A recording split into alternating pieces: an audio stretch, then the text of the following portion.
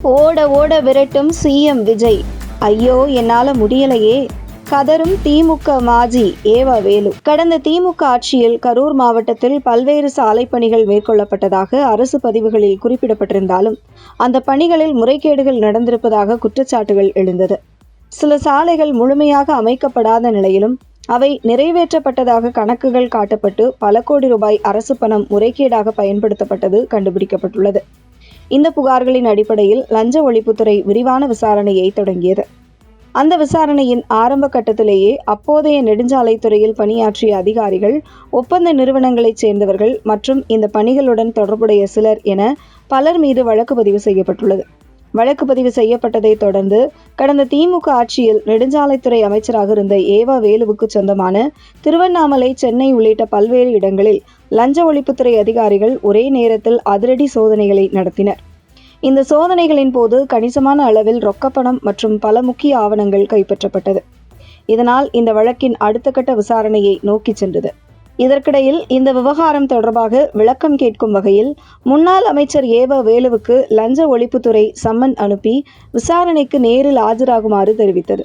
ஆனால் விசாரணைக்கு ஏவா வேலு ஆஜராகவில்லை. அவர் இந்தியாவிலேயே இல்லை என அவர் தரப்பில் விளக்கம் கொடுக்கப்பட்டுள்ளது.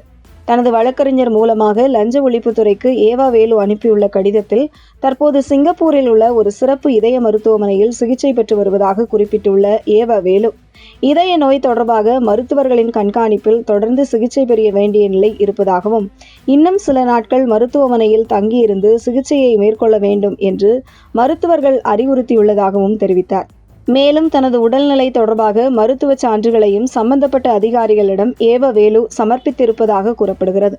மருத்துவ அறிக்கையின்படி இதய நோய் மட்டுமல்லாமல் நீரிழிவு, உயர் இரத்த அழுத்தம் மற்றும் சில உடல்நல கோளாறுகளுக்காகவும் அவர் சிகிச்சை பெற்று வருவதாகவும் ஏவா வேலு கடிதத்தில் தெரிவித்துள்ளதாகவும், மேலும் இதன் காரணமாக தற்போதைய சூழ்நிலையில் விசாரணைக்கு நேரில் ஆஜராக இயலாது என்றும், மருத்துவ சிகிச்சை முடிந்து இந்தியா திரும்பியவுடன் விசாரணை அதிகாரிகள் முன்பு ஆஜராகி தேவையான அனைத்து விளக்கங்களையும் அளித்து முழு ஒத்துழைப்பை வழங்க தயாராக இருப்பதாகவும் ஏவா வேலு தனது கடிதத்தில் உறுதியளித்துள்ளார்.